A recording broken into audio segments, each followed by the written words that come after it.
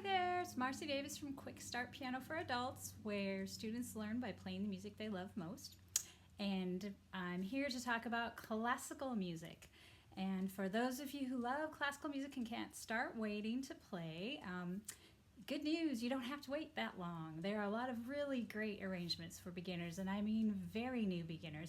Those of you who've taken my 6-week beginner course know that at the very first lesson,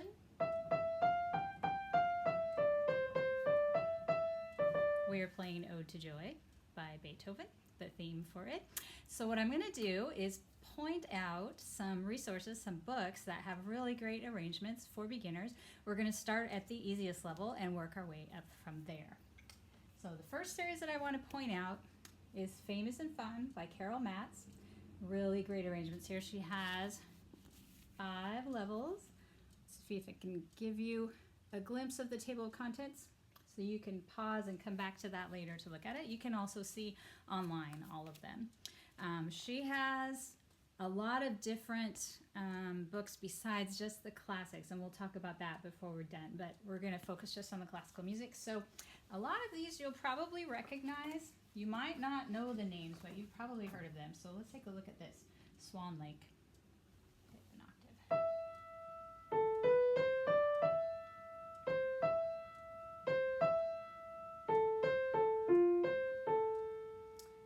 This is in middle C position. Most of the pieces in this book are a middle C position. They're just quarter notes and just one hand at a time, one note at a time, too.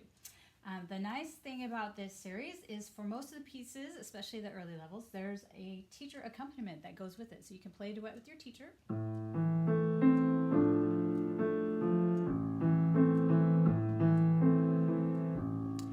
Or someone, if you have a friend or family member who could play this, it's only intermediate level. It's not super difficult, so they might be able to play with you. The other thing is you can actually play this part if you start thinking about the chords used. Most of the songs in here, not all of them, can be reduced to very simple chords for the accompaniment. So what I'm seeing here is I'm seeing an A minor and a D minor. And by this time, you already know how to play these, so.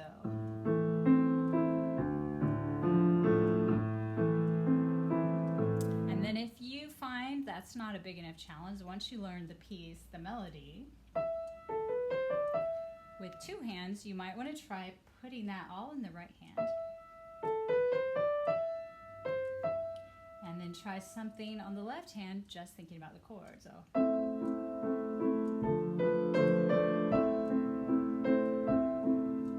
We got all of that out of this one little piece because there's a lot of material in here to work with.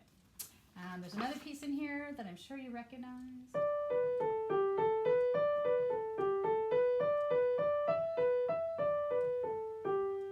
Morning by Grieg. And this one, actually the teacher part, the accompaniment, is even easier. I'm just seeing a G chord.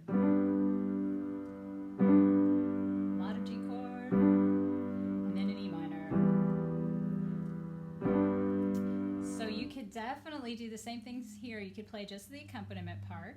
You could also work on getting this in the right hand while your left hand does a chord.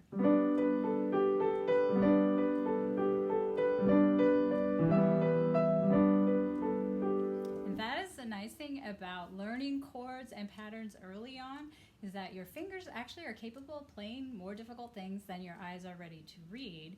And why not? If we can do it, we should do it. Okay, so we've got book 2 here. Book 2 will start moving a little bit out of middle C and other positions, sometimes hands together, and some sharps and flats once in a while. You probably recognize this tone.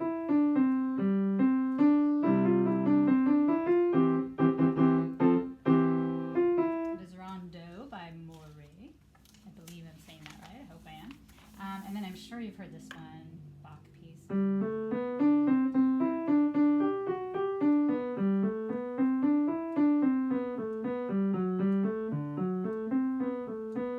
And again, most of these come with teacher duet parts, and that can be changed to chords depending on the difficulty of each piece.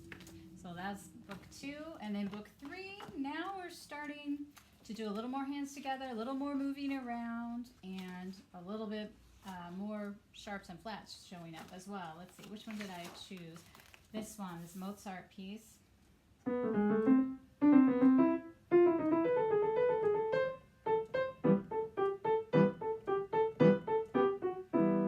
And this one, even though the melody part is more complicated, the left-hand part is actually pretty easy. So I see an A minor.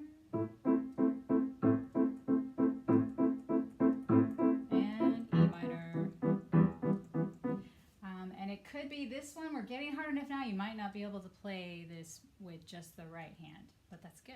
It's good for things to get more complicated. So that's level 3. This series goes all the way up to 5. I don't have level 4, so I can't show you that. So 5 is getting into the intermediate level, and it says here UK exam grades 3 to 4. Might have been a UK version of the book that I had. So Famous and Fun, before I leave that, I wanted to point out that there are a lot of different things in the Famous and Fun series besides just classics. And then if you want a sampling of each of those books, the deluxe book collects from 5 of the books, not the Christmas books. And I'll give you a peek here. For example, this particular one has quite a few of the classics as well as some others. And I point this one out because if you're on a budget, the price per piece in this is really good, better than any of the other individual books. All right, so that is the Famous and Fun series. And then a little bit harder than that is this book by Bastian, Classics Themes by the Masters. It goes in the Bastian Older Beginner Piano Library, and it says that the first one starts off with their method book 1 for the older beginner.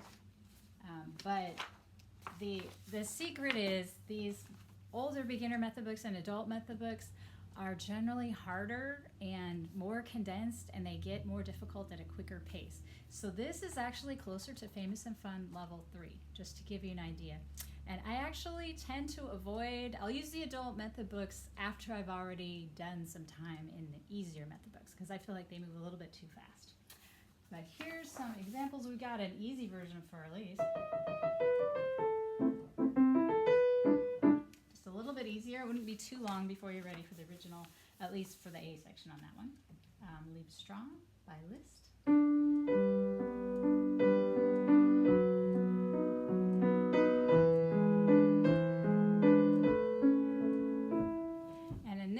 By the time you get to this book, we are done with teacher accompaniments because there's a lot of notes already happening and filling out.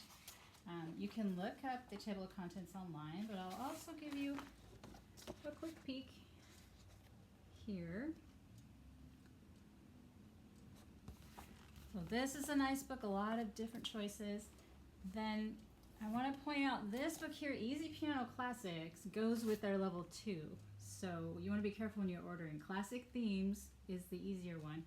And then level 2, or Easy Piano Classics, that goes with the level 2. By this time, you're getting into original piano music written for the piano that you may or may not recognize. You probably recognize a few of them, but people would use them for official studies and exams and passing syllabus, that kind of thing. But they also have at the back a section of arrangements of things like harder piano music and orchestral arrangements, things like that. So let me see. You probably recognize this one.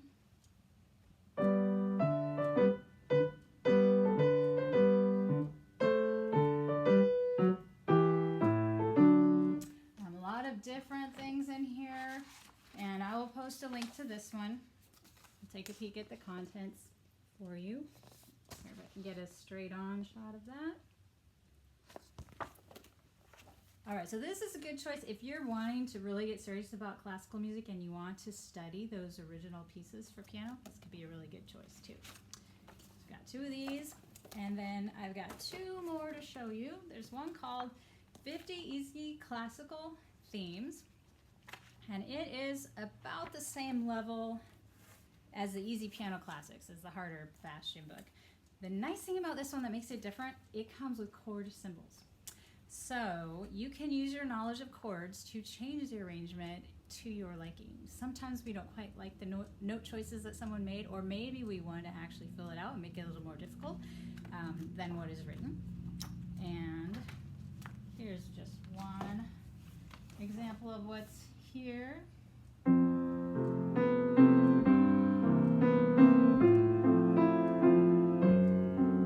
So you notice my hands are moving around a lot more. This is good, solid, intermediate level, but it's a mixture. Easy piano is a very kind of vague term. So, and depending on what the piece is, your knowledge of chords can make it a little easier too. So 50 easy classical themes. And then the last one is first 50 classical pieces. This one does not have any chord symbols on it. Some of the, again, easy piano is very vague, but I'd say this one is slightly easier than some of the arrangements in the other book. And we've got, the other thing I noticed is that we have an E minor version of Moonlight Sonata in this book, and the other book had a D minor version, which could be, so that means one sharp in this book, one flat in that book. So if you are wanting to practice your transposing from one key to another, that could be useful too.